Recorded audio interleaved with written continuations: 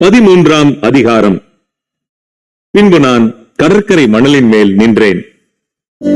அப்பொழுது சமுத்திரத்திலிருந்து ஒரு மிருகம் எழும்பி வர கண்டேன். அதற்கு 7 தலைகளும் 10 கொம்புகளும் இருந்தன.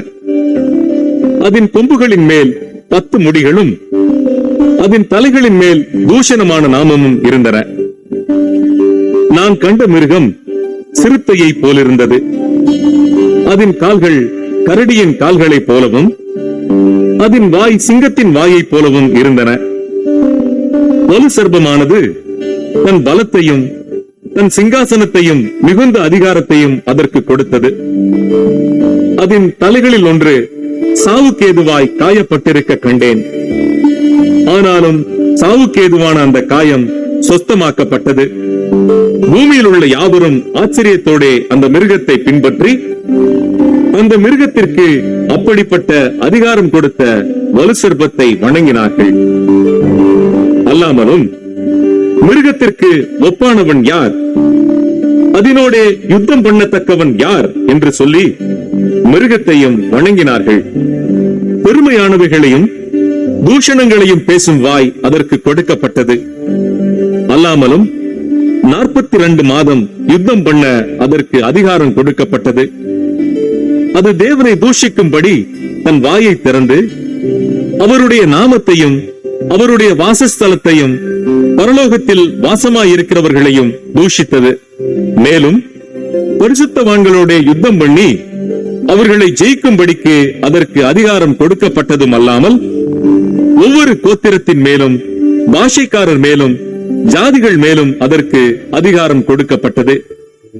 உலக தோற்றம் முதல் அடிக்கப்பட்ட ஆட்டுக்குட்டியினுடைய ஜீவ புஸ்தகத்தில் பேர் எழுதப்பட்டிராத பூமியின் குடிகள் யாவரும் அதை வணங்குவார்கள்.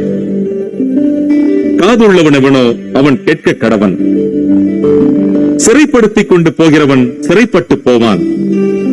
பட்டயத்தினாலே கொல்லுகிறவன் பட்டயத்தினாலே கொல்லப்பட வேண்டும். பரிசுத்தவான்களுடைய பொறுமையும் விசுவாசமும் இதிலே விளங்கும். பின்பு வேறொரு மிருகம் பூமியிலிருந்து எழும்ப கண்டேன். அது ஒரு ஆட்டுக்குட்டிக்கு ஒப்பாக 2 கொம்புகளை உடையதாயிருந்து வலு சர்ப்பத்தை போல பேசினது. அது முந்தின மிருகத்தின் அதிகாரம் முழுவதையும் அதன் முன்பாக நடப்பித்து சாவுக்கேதுவான காயம் மாற சொஸ்தமடைந்த முந்தின மிருகத்தை பூமியும் அதன் குடிகளும் வணங்கும்படி செய்தது. அன்றியும் அது மனுஷருக்கு முன்பாக வானத்திலிருந்து பூமியின் மேல் அக்கினியை இறங்க பண்ணத்தக்கதாக பெரிய அற்புதங்களை நடப்பித்து மிருகத்தின் முன்பாக அந்த அற்புதங்களை செய்யும்படி தனக்கு கொடுக்கப்பட்ட சத்துவத்தினாலே பூமியின் குடிகளை மோசம் போக்கி பட்டயத்தினாலே காயப்பட்டு பிழைத்த மிருகத்திற்கு ஒரு சொரூபம் பண்ண வேண்டும் என்று பூமியின் குடிகளுக்கு சொல்லிற்று. மேலும் மிருகத்தின் சொரூபம் பேசத்தக்கதாகவும் மிருகத்தின் சொரூபத்தை வணங்காத யாவரையும் கொலை செய்யத்தக்கதாகவும் மிருகத்தின் சொரூபத்திற்கு ஆவியை கொடுக்கும்படி அதற்கு சத்துவம் கொடுக்கப்பட்டது. அது சிறியோர் பெரியோர் ஐஸ்வர்யவான்கள் தரித்திரர் சுயாதீனர் அடிமைகள் இவர்கள் யாவரும் தங்கள் தங்கள் வலது கைகளிலாவது நெற்றிகளிலாவது ஒரு முத்திரையை பெறும்படிக்கும் அந்த மிருகத்தின் முத்திரையாவது அதன் நாமத்தையாவது அதன் நாமத்தின் இலக்கத்தையாவது தரித்துக் கொள்ளுகிறவன் தவிர வேறொருவனும் கொள்ளவும் விற்கவும் கூடாதபடிக்கும் செய்தது. இதிலே ஞானம் விளங்கும். அந்த மிருகத்தின் இலக்கத்தை புத்தியுடையவன் கணக்கு பார்க்க கடவன். அது மனுஷனுடைய இலக்கமாயிருக்கிறது.